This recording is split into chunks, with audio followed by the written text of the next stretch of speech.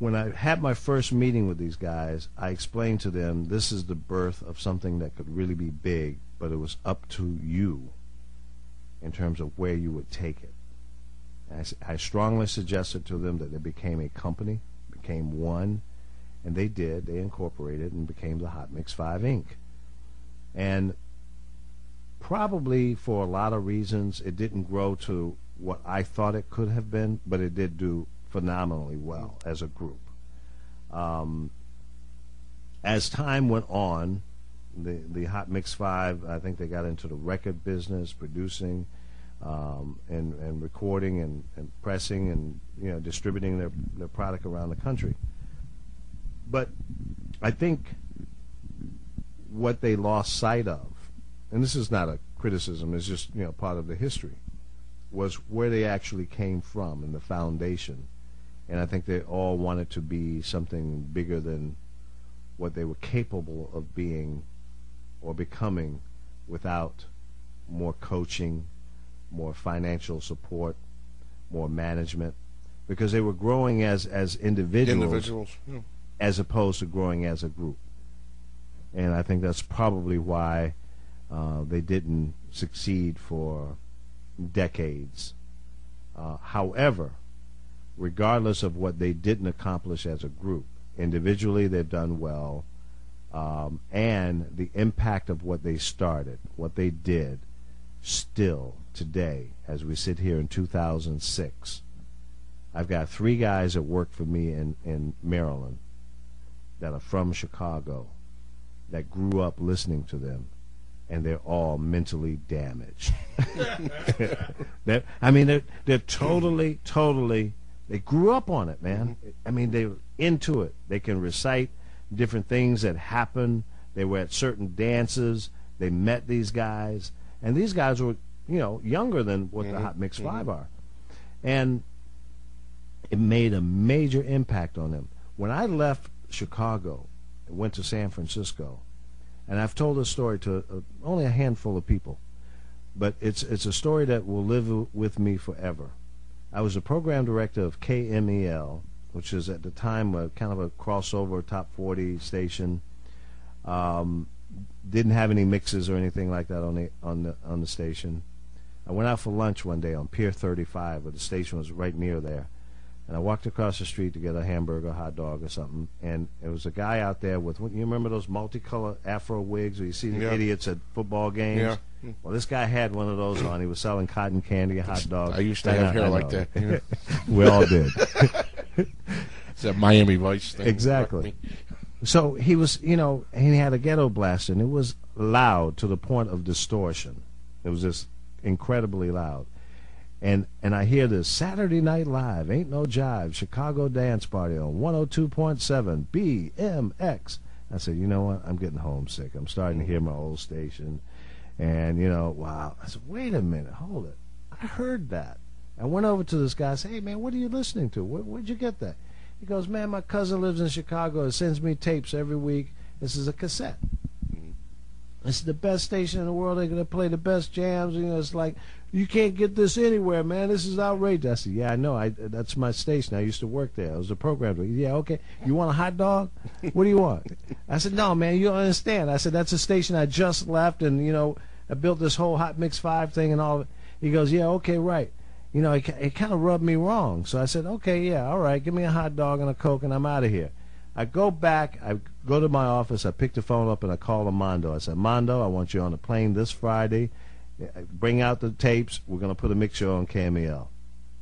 And then I went in and talked to the general manager, and I said what I wanted. She said, whatever. If you think it's going to work, let's do it. I don't care what you do. Let's go have lunch. So I brought Armando out. He was like the first fly jock for mix shows. I don't know, maybe he's the only one.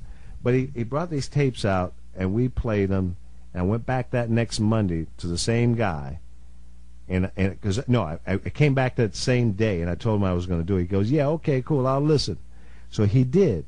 And when I came back, he was completely, his attitude changed. He goes, man, I can't believe you. So you don't realize what you just did to San Francisco. San Francisco will never be the same. Boo, boo, boo. I said, yeah, right. What sauerkraut? And then out of his mouth next, what do you think he said? Can you give me some tapes? Give me some tapes. Give me some tapes, man. I have been in New Orleans, L.A., New York, Miami, Atlanta, Houston, Texas, and the same thing. The ripple effect for what happened at WBMX in the 80s went all over the country, because when kids came home from school, from college, they got into it and they took it back. And their families were sending out tapes left and right. All over the world. All over the country. Dorm parties, frat parties, the works. It was all over the country, and I had no idea that was going on. Yeah, because you were just here, and then when you got out, you get to realize. Because I told you a couple of days, I get an email from some guy in Butte, Montana. I'm like, does this guy want me to come join some militia? What do you want from me, right? He's telling me that he had a cousin that lived out here, used to send these tapes out to him, and they used to party like out with moose and bison out in the field back then. I was like, wow. Yeah. You know, in Montana. Yeah. You know? Yeah. I mean, I've gotten calls and emails from people all over the world. I got an email from a guy in London about 2 years ago that lived here at the time, and he's from London, was going to school here, and he took that whole craze back there. And if you remember, the mixes and that whole mix thing started coming back from Europe with a little different spin to it, but the concept, I'm not saying that we invented mixes, by no means, but the flavor. Well, yeah, it was our way of doing it. Exactly. Yeah. I got to tell you something. When I wasn't the first mixer on the air at BMX, I came on in that second edition. Yeah, I came but but I got something to say about that. Is like when I came on in 82, 83, somewhere around there. I had a meeting with Kenny Farley. And I said, we're not getting the props that we deserve. We need to hire a publicist or someone, because every time we went to a convention in New York, they didn't understand what was going on. You know what I mean? Because they all knew who we were. They all knew who BMX was, and they all knew what the Hot Mix 5 was doing. They knew that our mixing style, like you hit on something. You said, I know you didn't invent mixes, but we kind of redefined what mixes were, because a hot mix back then, it wasn't called a hot mix.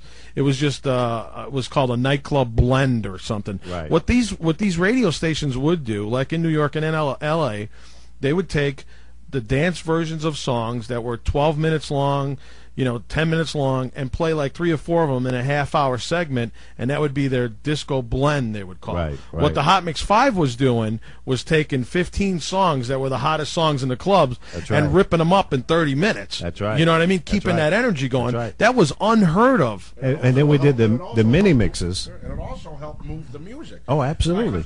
If you're playing 3 songs in a half hour, you can't possibly promote 15 songs if you're playing at that style. That's that right. was That's one right. of the advantages, was getting those songs in, getting the hook, get the verse, get the hook, get out, get to the next song. And as you're playing those hot records, you're generating more interest. People are like, man, what the hell is that? What is that? Yeah, what is exactly. That? What's that and song? It all worked together. And they're all lined up at the stores at That's that right. time buying those records That's the right. next morning. So what would happen is they had the Billboard Billboard Disco Seminars or Billboard Music Awards or stuff like that. Now, they would never hire guys from Chicago to spin at those events, because the DJs that were around the country at the time had no clue how to mix records the way we were doing it here in Chicago. They did their thing. Right. So when Kenny spun at the Billboard Awards show in 1980, he spun the way he did in Chicago, and the place was just floored. They didn't understand how he was getting in and out of songs that fast. Exactly. You follow what I'm saying? So he won DJ of the Year That's 2 right. years in a row because of just the way he spun. That's right. You it was follow a me? style. Everybody in Yeah. the city, every one of us. No. Yeah, but the Hot Mix 5 influenced people. But what I'm saying is they took it out, Well, see, of the city. and that was what I was looking for, that Right. uniqueness in each one of them. And if you remember, all 5 had a little different approach, a little different style. Mickey was to rip them up. I mean, he could do 27 songs in 15 minutes. Mickey used to work with the cassette deck. Exactly. When we worked at Dior's, he'd have a cassette deck, a reel-to-reel, I mean, he always worked the South Side clubs. Mickey covered it. Yep. Yeah, and he'd have all kinds. I was like, man, what the hell is that? What is that shit? What did you do? He'd have stuff spliced, edited, looped. I was like, man, I don't even know what you're doing. You know, I just go get a drink and you can go ahead and have fun. And Sills Scott worked a lot of the South Side clubs at the time. Mm-hmm. Ralphie worked. Ralphie was like the same age as me. Yeah, so was I. I was a sophomore. I mean, when you ran, he couldn't get in the bars. Yeah. I mean, I had the mustache and a beard, so everybody figured I was like